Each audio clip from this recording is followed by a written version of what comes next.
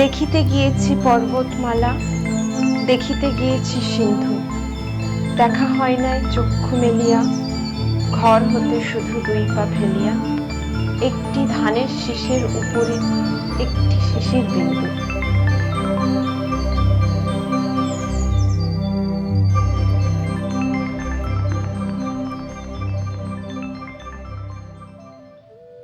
আচ্ছা, আমরা যে এতটা পথ অতিক্রম করে এলাম, মানে পাহাড়ে চড়লাম, হ্যাঁ, আমরা এখানে কোথায় বসে আছি? পাহাড়টার নাম কি? পাহাড়টার নাম হচ্ছে ফুলডুঙরি।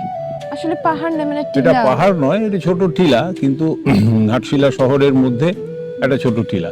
আচ্ছা। আর এই ছোটনাগপুর অঞ্চলে এরকম টিলা প্রচুর আছে, কিন্তু এই ফুলডুঙরির বিশেষত্ব হচ্ছে এটা ঘাটশিলা শহরের মধ্যে, আর বিভূতিভূষণের বাড়ি থেকে কাছাকাছি। আচ্ছা। শোনা যায় বিভূতিভূষণ যখন এখানে থাকতেন তখন ওই হাঁটতে হাঁটতে তিনি সন্ধেবেলা আসতেন, এখানে বসতেন, এই মাঝখানটায় বসবার জায়গা ছিল, উনি ওখানে বসে চুপচাপ বসে থাকতেন, লেখালেখি করতেন, কথা ভাবতেন, এবং বলা হয় যে আরণ্যক উপন্যাস লেখার বেশি অংশটা উনি এখানে বসে লিখেছিলেন, এখানকার লোকেরা বলে। তাই ফুলডুঙরি এই অর্থে বিখ্যাত।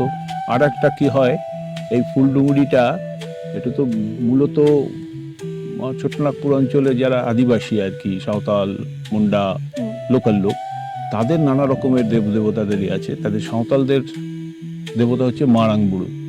এই মন্দির এখানে একটা কি হয়, গাছতলাতে ওই যে চালা করে ওরা মারাংবুড়ুর পুজো করে, যে করেছে মারাংবুড়ুর পুজোটা এখানে করা হয়। মারাংবুড়ু হচ্ছে সাঁওতালদের এক দেবতা, তো ওদের জন্য ফুলডুঙরি সেই অর্থে একটা সুন্দর জায়গা বা পবিত্র জায়গা।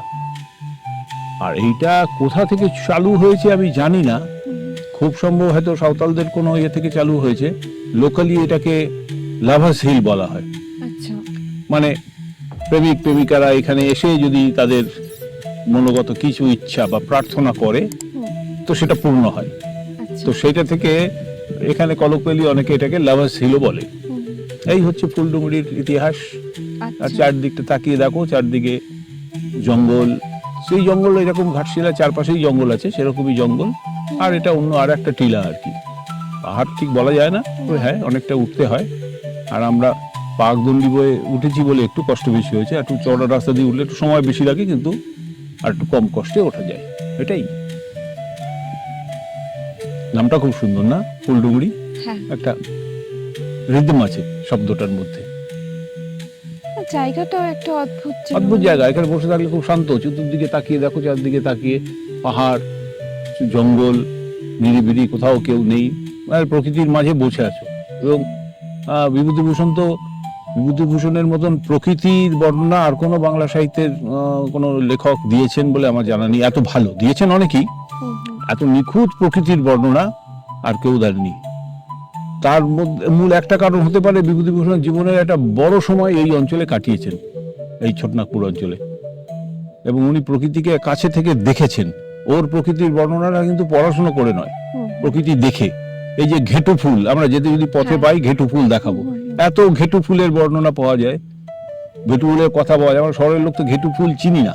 বিভূতিভূষণ বলেছেন ঘেটু ফুলের কথা, আমি দেখাবো ঘেটু ফুল কেমন হয়, ওইখানে ফুটে আছে ঘেটু ফুলের কথা, মৌহার কথা। বিভূতিভূষণ লেখায় মৌহার কথাটি প্রচুর আছে, যে মৌহা গন্ধে মাতাল হয়ে যায়। আমরা আসলাম কেমন গন্ধ পেলি মৌহার, বিভূতিভূষণের লেখায় আছে যে বোরের মধ্যে মাতাল হয়ে যায় মৌহার গন্ধে।